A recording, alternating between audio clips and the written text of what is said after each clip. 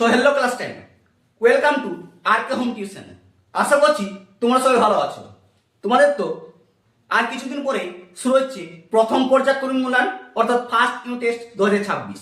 তোমরা প্রথম পরীক্ষা থেকে ভালো নম্বর পেয়ে বাজিমাত করতে চাও, তাই তোমাদের জীবন বিজ্ঞান বিষয় থেকে এমন 12টি মান 5-এর সাইজে নিয়ে এসেছি যে প্রশ্নগুলি দেখে গেলে আর কোনো প্রশ্নই হাত দিতে হবে না।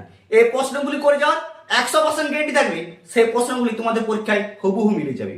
আর চ্যানেলটিতে নতুন হলে সাবস্ক্রাইব করে দিও, সাজেশনগুলো ভালো লাগলে বন্ধুদেরকে অবশ্যই শেয়ার করে জানিয়ে দাও।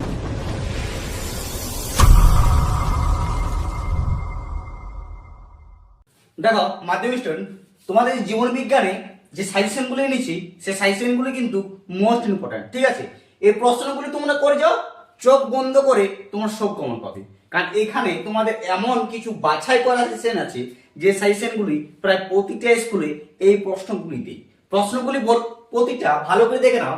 প্রথম প্রশ্ন হচ্ছে যেটি সবচেয়ে গুরুত্বপূর্ণ প্রথম ইউনিট টেস্টের জন্য, মেটাপেজ দশার চিত্র সহ দুটি বৈশিষ্ট্য লেখো। ঠিক আছে, আবার চিত্র চক্রের ডি দশার গুরুত্ব আলোচনা করো। তোমাদের তো 5 নম্বর প্রশ্ন, ডাইরেক্ট তো 5 নম্বর দিবে না, কিন্তু 5 নাম্বার সেটি ঘুরিয়ে দিবে, হয় 2 নম্বর প্লাস 3 নাম্বার 5 নাম্বার বা 2 2 1 এরকম ভাবে দিবে। তেমনি তোমাদের এখানে দুটি, ঠিক আছে, 5 নাম্বার প্রশ্ন ঘুরিয়ে ঘুরিয়ে দিয়ে যাচ্ছে। দেখো 2 নম্বর প্রশ্ন হচ্ছে প্রত্যাহিক জীবনে প্রতিবর্ত ক্রিয়া 3টি গুরুত্ব লেখো, অথবা ওটার সঙ্গে একটি প্রশ্ন এড করে দিচ্ছে, ঠিক আছে, নিউরোগ্লিয়া কি। ঠিক আছে, এই প্রশ্নগুলি ভালো করে প্র্যাকটিস করো। 3 নম্বর হচ্ছে সবচেয়ে বেশি গুরুত্বপূর্ণ, যেটি তোমাদের ফার্স্ট ইউনিট টেস্টে প্রায় ধরো পড়ে গেছে, ভেরি ভেরি ইম্পর্টেন্ট। কি? উদ্ভিদের দেহে অক্সিন হরমোনের ভূমিকা লেখো, দুটি কৃত্রিম উদ্ভিদ হরমোনের নাম লেখো।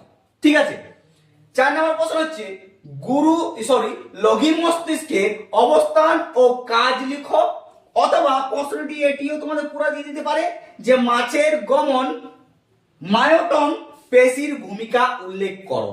এই দুটো প্রশ্নের মধ্যে একসঙ্গে দিতে পারে কিংবা আলাদা আলাদা দিতে পারে, কিন্তু প্রশ্ন দুটি দেবে। ঠিক আছে, মোস্ট ইম্পর্টেন্ট প্রশ্ন।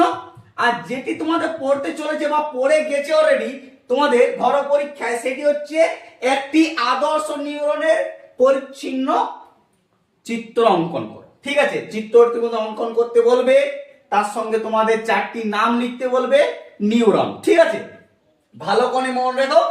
অথবা নিউরনটা যদিও না দেয়, তবে তোমাদের চোখের যে ছবিটা লম্ব হচ্ছে সেই চোখের ছবিটা দিচ্ছে। এই দুটার মধ্যে একটি ছবি তোমরা পাচ্ছ।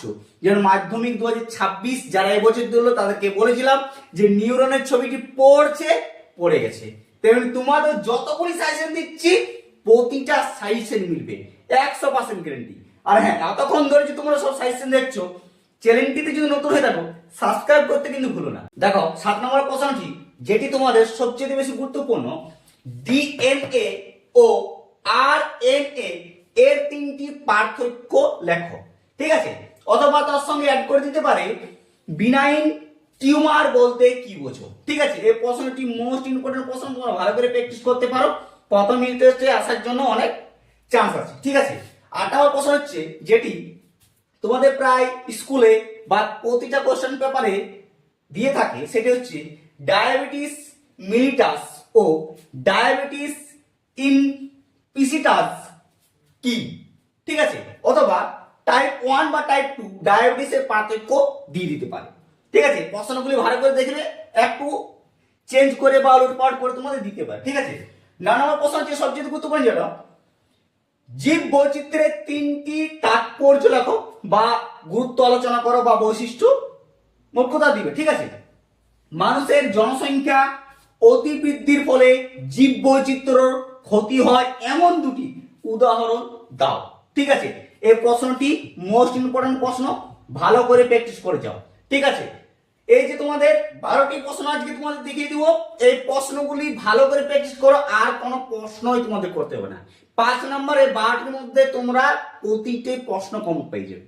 ঠিক আছে, দেখো 10 নম্বর প্রশ্ন হচ্ছে অ্যাক্রনের গঠনগত বৈশিষ্ট্য লেখো, অ্যাক্রন ও ডেনড্রনের একটি করে কাজ লেখো। ঠিক আছে, এই প্রশ্নটি ভেরি ভেরি ইম্পর্টেন্ট। ঠিক আছে, প্রশ্নটি ভালো করে দেখে রাখো। 11 নম্বর প্রশ্ন হচ্ছে মানুষের বিপদ গমন পদ্ধতি উল্লেখ করো। এই প্রশ্নটিও কিন্তু ভেরি ভেরি ইম্পর্টেন্ট, একদম মিস করো না, মিস করেছো মানে ঠিক আছে। 12 লাস্ট এবং সর্বশেষ গুরুত্বপূর্ণ প্রশ্ন হচ্ছে গমনের চালিকা শক্তিগুলি সংক্ষেপে উল্লেখ করো, অথবা গমনের উদ্দেশ্য কি। এই প্রশ্নগুলি তোমরা প্র্যাকটিস করো ভালো করে। আর সাজেশনগুলি যদি ভালো লাগে লাইক করে বন্ধুদেরকে শেয়ার করে জানিয়ে দাও। আর হ্যাঁ, চ্যানেলটিতে যদি নতুন হয়ে থাকো সাবস্ক্রাইব করে দিয়ে পাশে থেকো, কারণ অনেক নতুন নতুন তোমাদের এই চ্যানেলে সাজেশন দেওয়া থাকে। শুধু জীবন বিজ্ঞান নয়, প্রায় প্রতিটা বিষয়ে সাজেশন দিয়ে থাকে আর প্রতিটি ক্লাসের সাজেশন দিয়ে থাকে।